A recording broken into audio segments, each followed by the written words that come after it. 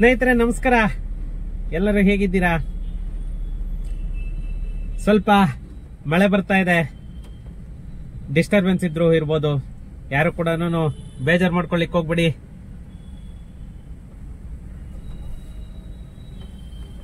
ಸ್ನೇಹಿತರೆ, ಇವತ್ತು ಒಂದು ಅತಿ ಮುಖ್ಯವಾದಂತಹ ವಿಷಯ ಇದೆ.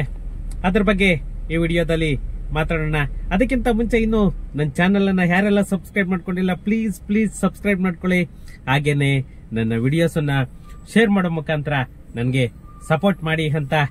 ನೀವು ಸಪೋರ್ಟ್ ಮಾಡ್ತೀರಾ ಅಂತ ಗೊತ್ತು, ಆದ್ರೂ ಕೂಡ ನಾನು ನಿಮ್ಮ ಫ್ರೆಂಡ್ಸ್ ರಿಲೇಷನ್ಗೆಲ್ಲ ನಾನು ಹೇಳಿ ನನ್ನ ವಿಡಿಯೋನ ಶೇರ್ ಮಾಡೋ ಮುಖಾಂತರ ನನಗೆ ಸಪೋರ್ಟ್ ಮಾಡಿ ಅಂತ ಮತ್ತೊಮ್ಮೆ ರಿಕ್ವೆಸ್ಟ್ ಮಾಡ್ಕೊಳ್ತಾ ನಾವು ಟೈಮ್ ವೇಸ್ಟ್ ಮಾಡದೆ ವಿಡಿಯೋಗೆ ಹೋಗೋಣ. ಫ್ರೆಂಡ್ಸ್, ಇವತ್ತು ಒಂದು ಅತಿ ಮುಖ್ಯವಾದಂತಹ ವಿಷಯ. ಯಾಕಂತಂದ್ರೆ ನಮ್ಮ ಕರ್ನಾಟಕ ಸರ್ಕಾರ ಬೇರೆ ಸರ್ಕಾರಗಳಿಗೆ, ಬೇರೆ ರಾಜ್ಯಗಳಿಗೆ ಕಂಪೇರ್ ಮಾಡಿದ್ರೆ ತುಂಬಾನೇ ವರೆಸ್ಟ್ ಗವರ್ನಮೆಂಟ್ ಅಂತಂದೇಳಿ ಫೀಡ್ಬ್ಯಾಕ್ ಬರ್ತಾ ಇದೆ. ಯಾಕಂತಂದ್ರೆ ಯಾರೋ ಬಲ್ತಿರೋರು ಈ ಸರ್ಕಾರನ ಹೊಗಳ್ಬೋದು, ಅಥವಾ ಕಾಂಗ್ರೆಸ್ ಪಾರ್ಟಿನಲ್ಲಿ ಇರೋರು ಮಾತ್ರನೇನೆ ಈ ಸರ್ಕಾರನ ಹೊಗಳ್ಬೋದು. ಅಷ್ಟು ಬಿಟ್ರೆ ಜನಗಳ ನೋವನ್ನ, ಮಿಡ್ಲ್ ಕ್ಲಾಸ್ ಫ್ಯಾಮಿಲಿಗಳ ನೋವನ್ನ ಅರ್ಥಕೊಂಡಿರೋರು ಯಾರು ಈ ಸರ್ಕಾರನ ಹೊಗಳಲ್ಲ. ಯಾಕಂತಂದ್ರೆ ಇವನ್ನು ಎಕ್ಸಾಂಪಲ್ ಒಂದು ಹೇಳ್ಬೇಕು ಅಂತಂದ್ರೆ, ನರೇಂದ್ರ ಮೋದಿ ಅವರು ನೋಟ್ ಬ್ಯಾನ್ ಆಗಿ ಅದೆಲ್ಲನೂ ಒಂದು ಸ್ಟೇಜ್ ಬರಬೇಕು ಅಂತಂದ್ರೆ 6-7 ವರ್ಷ ತಗೊಳ್ತು. ಅದೆಲ್ಲನೂ ರಿಕವರಿ ಆಗಿ ಜನ ಒಂದು ಸ್ಟೇಜ್ ಬರಬೇಕು ಅಂತಂದ್ರೆ, ಇದು ಕೂಡ ಅಷ್ಟೇನೇನೆ. ಇವರು ಮಾಡಿರೋದು ತಪ್ಪು ಅಂತ ನಾನು ಹೇಳ್ತಾ ಇಲ್ಲ, ಬಟ್ ಏನಂದ್ರೆ ಇವರು ಸರಿಯಾದ ಒಂದು ಕ್ರಮಬದ್ಧವಲ್ಲದಂತೆ ಮಾಡಿರೋದು ಒಂದು ತುಂಬಾನೇ ತಪ್ಪು. ಯಾಕಂತಂದ್ರೆ ಜನಗಳಿಗೆ ಇವರು ಏನು ಅಂದ್ಕೊಂಡಿದ್ದಾರೆ, ಯಾಕಂದ್ರೆ ಇವ್ರ ಹತ್ರ ಕೋಟಿ ಕೊಳಿತಾ ಇದೆ, ಇವ್ರಿಗೆ ದುಡ್ಡಿನ ಬೆಲೆ ಗೊತ್ತಿಲ್ಲ.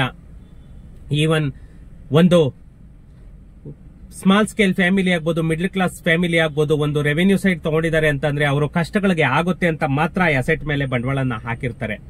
ಆ ಸೈಟ್ ಅನ್ನ ಅವರು ಮಾರ್ಲಿಕ್ಕೆ ಆಗ್ತಾ ಇಲ್ಲ, ಆ ಸೈಟ್ ಇಂದ ಒಂದು ಲೋನ್ ತಗೊಳ್ಳಿಕ್ ಆಗ್ತಾ ಇಲ್ಲ ಅಂತಂದ್ರೆ ಆ ಆಸ್ತಿ ಇದ್ದು ಕೂಡ ನಮ್ಗೆ ಈ ಆಸ್ತಿ ಅವಶ್ಯಕತೆ ಇದೆಯಾ ಅನ್ನೋದು ಅವ್ರಿಗೆ ಒಂದು ಕ್ವಶನ್ ಆಗಿ ಉಳ್ಕೊಳ್ಳುತ್ತೆ. ಯಾಕಂತಂದ್ರೆ ಅವರಿಗೆ ಇರೋ ಪರ ದುಡ್ಡನ್ನೆಲ್ಲ ತಗೊಂಡೋಗಿ ಸಾಲ ಬಾಲ ಮಾಡಿ ಲೋನ್ ಗಿನ್ ತಗೊಂಡು ಏನೋ ಒಂದು ಮಾಡಿ ಆ ಪ್ರಾಪರ್ಟಿನ ಮಾಡಿರ್ತಾರೆ. ಬಟ್ ಅದಿವತ್ತು ಏನು ಯುಟಿಲೈಸ್ ಆಗ್ತಾ ಇಲ್ಲ.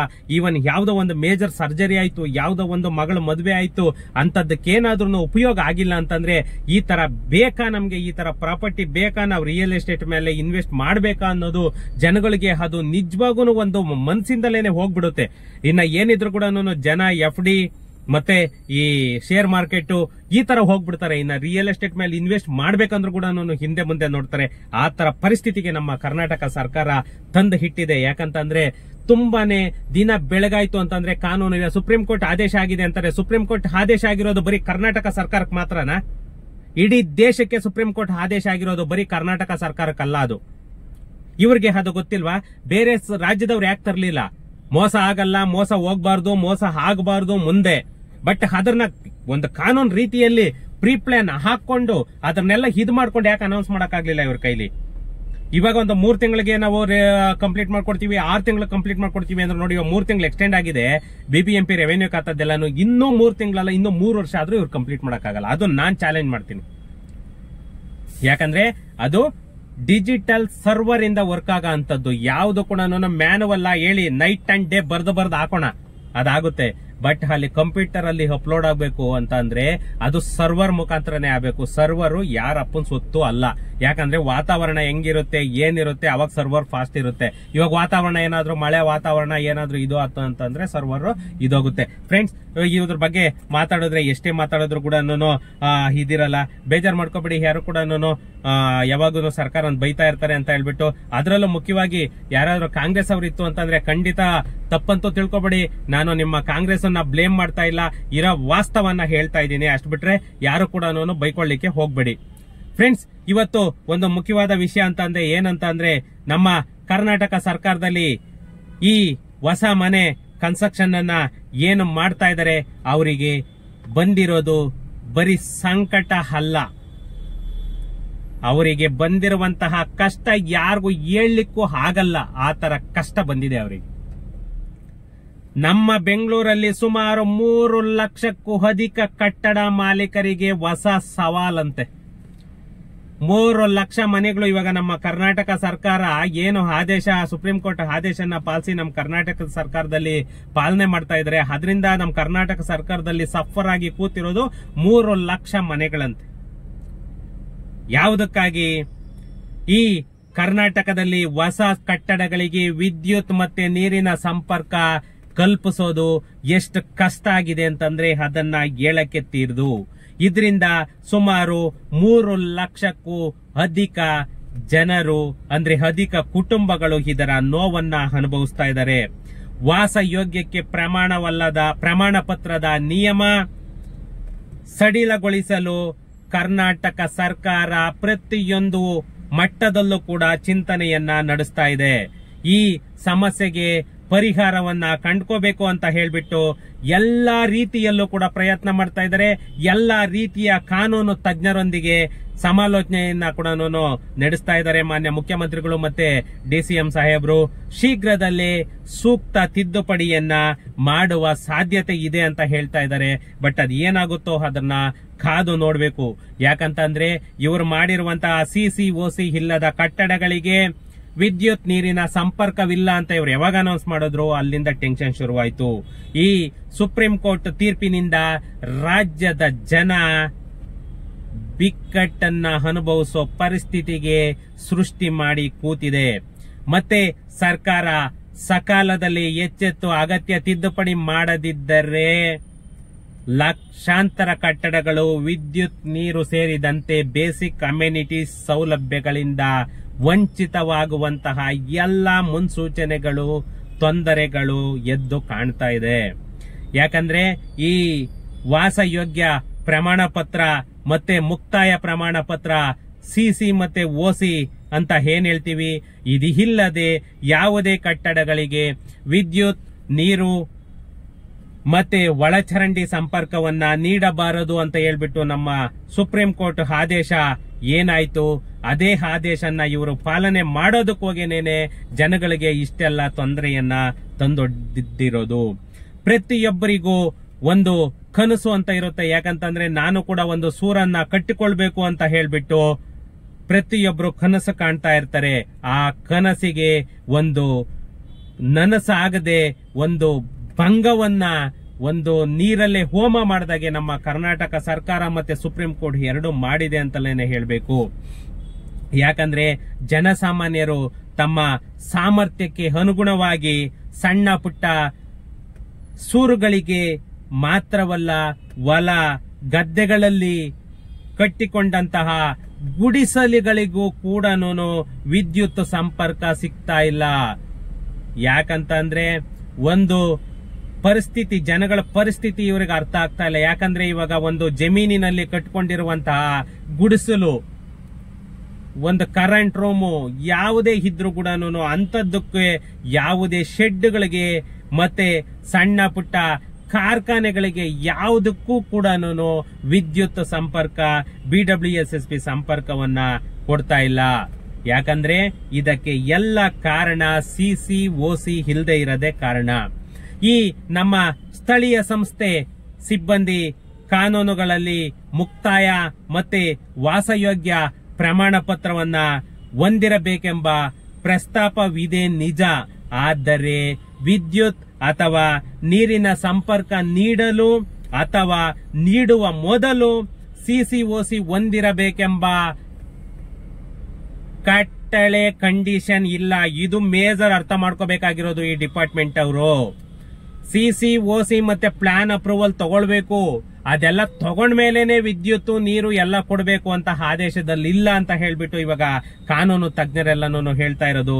ಮುಖ್ಯವಾಗಿ ವಿದ್ಯುತ್ ಸಂಪರ್ಕ ಕಾಯ್ದೆ 2003ರಲ್ಲಿ ಮುಕ್ತಾಯ ಅಥವಾ 2003ರಲ್ಲಿ ಮುಕ್ತಾಯ ಅಥವಾ ವಾಸಯೋಗ್ಯ ಪ್ರಮಾಣ ಪತ್ರವನ್ನ ಸಲ್ಲಿಸಲು ನಿಬಂಧನೆ ಇರಲಿಲ್ಲ. ಹಾಗಾಗಿ ಈ ನಮ್ಮ ಮುಕ್ತಾಯ ಮತ್ತೆ ವಾಸಯೋಗ್ಯ ಪ್ರಮಾಣ ಪತ್ರಗಳೆರಡೂ ಪಡೆಯುವ ಬಾಧ್ಯತೆ ವಿದ್ಯುತ್ ಮತ್ತಿತರ ಅತ್ಯಗತ್ಯ ಸಂಪರ್ಕಗಳನ್ನು ಪಡೆದ ಮೇಲೆಯೇ ಉದ್ಭವಿಸಲು ಸಾಧ್ಯ ಅಂತ ಹೇಳ್ಬಿಟ್ಟು ಕಾನೂನು ತಜ್ಞರು ಹೇಳ್ತಾ ಇರೋದು. ಸರ್ಕಾರ ಸಕಾಲದಲ್ಲಿ ಎಚ್ಚೆತ್ತುಕೊಂಡು ಅಗತ್ಯ ತಿದ್ದುಪಡಿ ಮಾಡದಿದ್ದರೆ ಲಕ್ಷಾಂತರ ಕಟ್ಟಡಗಳು ವಿದ್ಯುತ್, ನೀರು ಸೇರಿದಂತೆ ಅತ್ಯಗತ್ಯ ಸೌಲಭ್ಯಗಳಿಂದ ವಂಚಿತವಾಗುವಂತಹ ಎಲ್ಲ ಮುನ್ಸೂಚನೆಗಳು ಕೂಡ ಎದ್ದು ಕಾಣ್ತಾ ಇದೆ. ಈ ನಮ್ಮ ಸುಪ್ರೀಂ ಕೋರ್ಟ್ ತೀರ್ಪು ಏನ್ ನೀಡಿದೆ 2024ರ ಡಿಸೆಂಬರ್ 12ನೇ ತಾರೀಕು ಆದಾಗಿ ಏನು ನಿಜವಾಗೂ 6 ತಿಂಗಳು ಆಗ್ತಾ ಬಂತು. ಡಿಸೆಂಬರ್ 12ನೇ ತಾರೀಕು 6 ತಿಂಗಳು ಕಳೆದೋಯ್ತು. ಈವರೆಗೆ ತೀರ್ಪಿನಿಂದ ಏನೇನು ಸಮಸ್ಯೆ ಆಗಲಿದೆ, ಅದಕ್ಕೆ ಪರಿಹಾರ ಉಪಾಯಗಳು ಏನು ಎಂಬ ಬಗ್ಗೆ ಕಿಂಚಿತ್ತು ಕೂಡ ನಮ್ಮ ಸರ್ಕಾರ ತಲೆ ಕೆಡಿಸ್ಕೊಂಡಿಲ್ಲ. ಇದು ನಮ್ಮ ಕಾನೂನು ತಜ್ಞರು ಹೇಳ್ತಾ ಇರೋದು. ಯಾಕಂತಂದ್ರೆ ಕಾನೂನು ತಜ್ಞರನ್ನ ಹೋಗಿ ಭೇಟಿ ಮಾಡಬೇಕು, ಅದಕ್ಕೆ ಆಲ್ಟರ್ನೇಟ್ ಆಪ್ಷನ್ ಏನಿದೆ ಅಂತಂದೇಳಿ ಸರ್ಕಾರ ಪರಿಹಾರವನ್ನ ಕಂಡುಕೋಬೇಕು. ಯಾಕಂದ್ರೆ ಒಂದು ಕಟ್ಟಡಕ್ಕೆ ಅತ್ಯಗತ್ಯವಾಗಿ ವಿದ್ಯುತ್, ನೀರು, ಒಳಚರಂಡಿ ಅವು ಇಲ್ಲ ಅಂತ ಅಂದ್ರೆ ಆ ಬಿಲ್ಡಿಂಗು ವಾಸಯೋಗ್ಯಕ್ಕೆ ಅರ್ಹವಿಲ್ಲ ಅಂತಲೇನೆ ನಾವು ತಿಳ್ಕೋಬೇಕು. ಯಾಕಂತಂದ್ರೆ ಒಂದು ವಾಸಯೋಗ್ಯ ಮಾಡಬೇಕು ಅಂದ್ರೆ ನಮ್ಗೆ ಬೇಸಿಕ್ ಅಮ್ಯುನಿಟೀಸ್ ಅನ್ನೋದು ಬೇಕೇ ಬೇಕು. ಇದನ್ನ ನಮ್ಮ ಕರ್ನಾಟಕ ಸರ್ಕಾರ ಎಚ್ಚೆತ್ತುಕೊಂಡು ಅದಕ್ಕೆ ಪರಿಹಾರ ಏನು, ಅದಕ್ಕೆ ಆಲ್ಟರ್ನೇಟ್ ಸಜೆಷನ್ ಏನು, ಆಲ್ಟರ್ನೇಟ್ ಡಾಕ್ಯುಮೆಂಟ್ ಏನು, ಆಲ್ಟರ್ನೇಟ್ ಮಾರ್ಗ ಏನು, ಅದನ್ನ ಕರ್ನಾಟಕ ಸರ್ಕಾರ ಹುಡುಕಬೇಕು. ಯಾಕಂದ್ರೆ ಕಾನೂನು ತಜ್ಞರಿದ್ದಾರೆ, ಅವ್ರನ್ನ ಕೇಳಬೇಕು. ಅವಾಗ ಮಾತ್ರನೇನೆ ಅದಕ್ಕೆ ಒಂದು ಸೊಲ್ಯೂಷನ್ ಇರೋದು. ರೆವೆನ್ಯೂನಲ್ಲಿ ಪ್ರತಿಯೊಂದಕ್ಕೂ ಒಂದೊಂದು ಸೊಲ್ಯೂಷನ್ ಇದೆ. ಆ ಸುಪ್ರೀಂ ಕೋರ್ಟ್ ಆದೇಶಕ್ಕೂ ಕೂಡ ಒಂದು ಆಲ್ಟರ್ನೇಟ್ ಆಪ್ಷನ್ ಇದ್ದೇ ಇರುತ್ತೆ. ಅದನ್ನ ನಮ್ಮ ಕರ್ನಾಟಕ ಸರ್ಕಾರ ಹುಡುಕಬೇಕು. ಈ ನಮ್ಮ ರಾಜ್ಯ ಸರ್ಕಾರ ಬಿಬಿಎಂಪಿ, ಕೆಎಂಸಿ ಮತ್ತೆ ವಿದ್ಯುತ್ ಕಾಯ್ದೆ ಸೇರಿ ಎಲ್ಲ ಸ್ಥಳೀಯ ಸಂಸ್ಥೆಗಳ ಕಾನೂನುಗಳಲ್ಲಿ ಅತ್ಯಗತ್ಯ ತಿದ್ದುಪಡಿ ಮಾಡಿ ವಿದ್ಯುತ್ ಮತ್ತಿತರ ಅತ್ಯಗತ್ಯ ಸಂಪರ್ಕಗಳನ್ನು ಪಡೆದ ಮೇಲೆಯೇ ಮುಕ್ತಾಯ ಮತ್ತೆ ವಾಸಯೋಗ್ಯ ಪ್ರಮಾಣ ಪತ್ರಗಳೆರಡನ್ನು ಪಡೆಯಬೇಕೆಂದು ಸರಳ ವಿವರಣೆಯನ್ನ ಸೇರಿಸಬೇಕಿದೆ. ಆ ತಿದ್ದುಪಡಿಯನ್ನ ತರಬೇಕಾಗಿದೆ ನಮ್ಮ ಕರ್ನಾಟಕ ಸರ್ಕಾರ. ಯಾಕಂತಂದ್ರೆ ಅದು ಆಪ್ಷನ್ ಇರುತ್ತೆ. ಬಿಲ್ಡಿಂಗ್ ಎಲ್ಲಾನು ಕಟ್ಟಿದ್ದ ಆದ್ಮೇಲೆನೆ ಸಿಸಿ ಯಾಕಂದ್ರೆ ಅವಾಗ ಏನಾಗುತ್ತೆ, ಬೈದಿಂದನೇ ಕಟ್ಟಿರ್ತಾರೆ, ಯಾರು ಕೂಡ ವಯೋಲೇಷನ್ ಮಾಡಕ್ ಹೋಗಲ್ಲ. ಒಂದು ವೇಳೆ ವಾಸಯೋಗ್ಯ ಪ್ರಮಾಣ ಪತ್ರ ಪಡೆಯದಿದ್ದರೆ ಕಾನೂನು ಪ್ರಕಾರ ಕೈಗೊಳ್ಳುವಂತಹ ಎಲ್ಲ ಹಕ್ಕು ಸ್ಥಳೀಯ ಸಂಸ್ಥೆಗಳಿಗೆ ಇರುತ್ತೆ. ಅದರಲ್ಲಿ ಏನಿದೆ, ಏನಿವ್ರೇನ್ ಬಿಲ್ಡಿಂಗ್ ಕಟ್ಟಿದ ಮಾತ್ರಕ್ಕೇನೆ ಎಲ್ಲಾನು ಒಂದು ಕರೆಂಟು, ನೀರು ಎಲ್ಲ ಕೊಟ್ಟಿದ್ದಾದ್ಮೇಲೆ ಮುಗ್ದೋಯ್ತಾ ಕತೆ. ಅದನ್ನ ನೆಕ್ಸ್ಟ್ ಏನ್ ಬೇಕಾದ್ರೂ ಕೂಡ ಒಂದು ಆಪ್ಷನ್ ಹುಡುಕೊಳ್ಬಹುದು. ಅದು ಎಲ್ಲಾ ರೀತಿಯಲ್ಲಂತಹ ಆಪ್ಷನ್ ಕೂಡ ಇದೆ. ಯಾಕಂದ್ರೆ ಈ ನಮ್ಮ ಸರ್ಕಾರ ಏನು ಅದ್ರ ಬಗ್ಗೆ ಚಿಂತೆ ಮಾಡ್ತಾನೆ ಇಲ್ಲ ಅಂತಲೇ ಹೇಳಬೇಕು. ಈ ವಿಚಾರವನ್ನ ಗಂಭೀರವಾಗಿ ಪರಿಗಣಿಸಲೇಬೇಕು ನಮ್ಮ ಸರ್ಕಾರ. ಕಾನೂನುಗಳಿಗೆ ತಿದ್ದುಪಡಿ ಮಾಡಿ ವಿದ್ಯುತ್ ಮತ್ತಿತರ ಬೇಸಿಕ್ ಅಮ್ಯುನಿಟೀಸ್ ಅನ್ನ ಕೊಡ್ಲೇಬೇಕು. ಮುಕ್ತಾಯ ಪ್ರಮಾಣ ಪತ್ರ ಮತ್ತೆ ವಾಸಯೋಗ್ಯ ಪ್ರಮಾಣ ಪತ್ರಗಳೆರಡನ್ನು ಕೂಡ ಇವರು ಪಡ್ಕೊಳ್ಬಹುದು. ಬಟ್ ಅದನ್ನ ಬಿಲ್ಡಿಂಗ್ ಆದ ಮೇಲೆ ನೀವು 2 ಕಾಪಿಯನ್ನ ತಗೊಳ್ಳಿ ಅಂತ ಹೇಳ್ಬಿಟ್ಟು ಅನ್ಯ ಮಾರ್ಗವನ್ನ ಹುಡುಕಬೇಕು. ಯಾಕಂತ ಅಂದ್ರೆ ಈ ಅನ್ಯ ಮಾರ್ಗ ಹುಡುಕಿಲ್ಲ ಅಂತ ಅಂದ್ರೆ ಈ ಸುಪ್ರೀಂ ಕೋರ್ಟ್ ಆದೇಶ ಇದೆ ಅಂತ ಬೆಸ್ಕಾಂ ಅವರು BWSS ಹೇಳ್ತಾ ಹೋಗ್ತಾರೆ. ಯಾಕಂದ್ರೆ ಇವೆಲ್ಲ ಪ್ರೈವೇಟ್ ಸಂಸ್ಥೆಗಳು, ಅಂಡರ್ಟೇಕಿಂಗ್ ತಗೊಂಡಿರೋದು ಸರ್ಕಾರ. ಆದ್ರಿಂದ ಪ್ರತಿಯೊಬ್ಬರಿಗೂ ಕೂಡ ಅದೇ ಆದಂತಹ ಕಾನೂನು ತಿದ್ದುಪಡಿಯನ್ನ ಮಾಡಿ ಜನಸಾಮಾನ್ಯರ ಬಗ್ಗೆ ಯೋಚನೆ ಮಾಡಬೇಕು ನಮ್ಮ ಸರ್ಕಾರ. ಆ CCOC ಏನಿದೆ ಅದನ್ನ ಕೈ ಬಿಡಬೇಕು. ಏನಿದೆ ಬಿಲ್ಡಿಂಗ್ ಕಟ್ಟಬೇಕಾದ್ರೆ ವಯೋಲೇಷನ್ ಮಾಡದೆ ಸೆಟ್ ಬ್ಯಾಕ್ ಎಲ್ಲಾನು ಬಿಡಬೇಕು. ಇಲ್ಲ ಅಂತಂದ್ರೆ ಇದಿಲ್ಲ, ಬೇಕಾದ್ರೆ ಪ್ಲಾನ್ ಅಪ್ರೂವಲ್ ಅನ್ನೋದನ್ನ ಮಾಡ್ಲಿ, ಅದನ್ನ ಇಮ್ಮಿಡಿಯೇಟ್ ಬೇಕಾದ್ರೆ ಇದ್ ಮಾಡ್ಕೊಳ್ಬಹುದು. ಆದ್ರೆ ಈ CCOC ಮತ್ತೆ ಈ ಖಾತ ಇದ್ರೆ ಮಾತ್ರನೇ ಅವೆಲ್ಲ ಸಿಗೋದು. ಇದೆಲ್ಲ ಕಂಡೀಷನ್ ಅನ್ನ ನಮ್ಮ ಕರ್ನಾಟಕ ಸರ್ಕಾರ ಸ್ವಲ್ಪ ಚೇಂಜಸ್ ಅನ್ನ ಮಾಡಿ ತಿದ್ದುಪಡಿಯನ್ನ ಮಾಡಿ ಜಾರಿಗೆ ತರಬೇಕು ಅಂತ ನಮ್ಮ ಸರ್ಕಾರಕ್ಕೆ ಮನವಿ ಮಾಡಿ, ಈ ನಮ್ಮ ಕರ್ನಾಟಕ ಸರ್ಕಾರ ಇದನ್ನ ಎಷ್ಟು ಬೇಗ ಆಗುತ್ತೋ ಅಷ್ಟು ಬೇಗ ಚೇಂಜಸ್ ಅನ್ನ ತಿದ್ದುಪಡಿಯನ್ನ ಮಾಡ್ಲಿ ಅಂತ ಮತ್ತೊಮ್ಮೆ ಸರ್ಕಾರಕ್ಕೆ ರಿಕ್ವೆಸ್ಟ್ ಮಾಡೋಣ.